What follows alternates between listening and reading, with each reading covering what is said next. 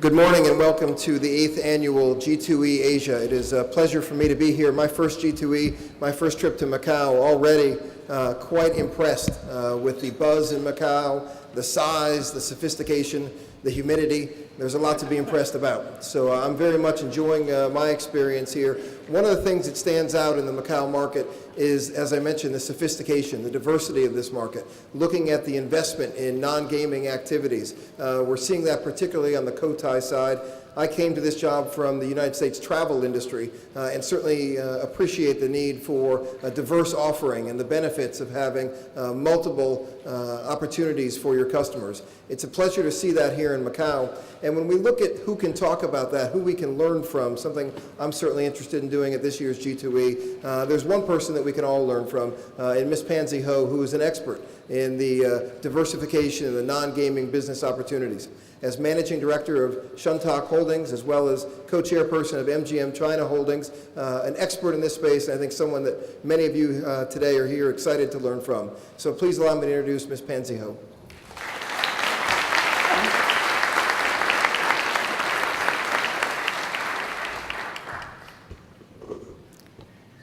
Good morning, ladies and gentlemen. And Jeff has been too kind and also now making me feel a little bit nervous because now I'm supposedly going to have to explain how it's done. But of course, you all know, this is never really something that is, with quick and fast rule. We all have to learn through the process and we all have to experiment. Well, today I'm going to give you at least just a backdrop of where we start from in Macau in terms of trying to bring non-gaming components, some of the issues we are facing, and clearly, of course, hoping to share a little bit of my own insights or practical experiences. Well, to start with, it gives me great honor to join this audience of gaming experts on this delightful occasion and share my thoughts on this very important subject and has taken center stage in the previous years, the diversification of Macau's economy. Since former Chinese Premier Wen Jiabao's visit to Macau in 2010, the government has been given a clear mandate that its economy cannot rely on the mono-pillar of gaming alone. Subsequently, in the 12th five-year plan, the Chinese central government pledged its support for Macau to diversify its economy, aiming to transform it into a world tourism and leisure center.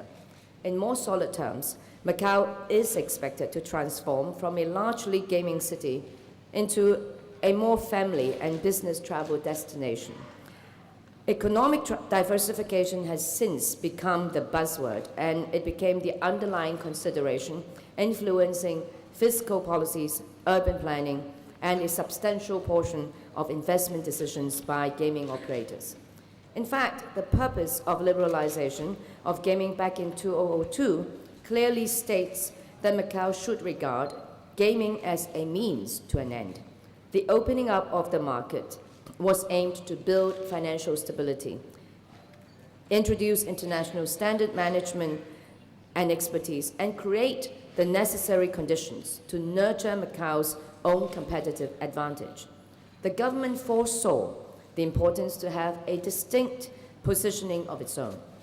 While neighboring Hong Kong stands out as a global financial center, and the Pearl River Delta is famous for its manufacturing capabilities, Macau now shines on the world map as a top-class gaming capital.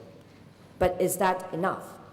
Macau's success story, while it has been phenomenal, is not without issues. Many are concerned with its vulnerability with the heavily skewed economy dominated by a single industry and a single market source. Others believe the remarkable growth has even jeopardized the survival of other sectors as businesses compete for limited resources. There are also a host of socio-economic issues cited, plus the concern over the impact of central government policy on the whole economy. Many studies and researches have been carried out on the above subjects, but they are not the focus of my sharing today. Suffice to say that the concerns are justified to varying degrees. The need to diversify is pertinent, and the resolution is unanimous. Over the past 15 years, macroeconomic data tells the story that the monopoly status of the gaming industry has maintained stubbornly unchanged.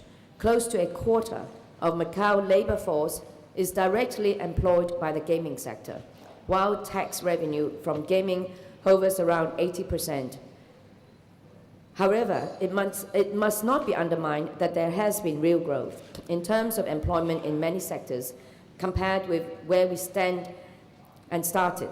28% in education, 43% in retail, 43% in restaurant, and over 120% in real estate, as opposed to 2002. They reflect the seeds of diversification planted have not been in vain, and that we are quickly maturing to take on a new era of change.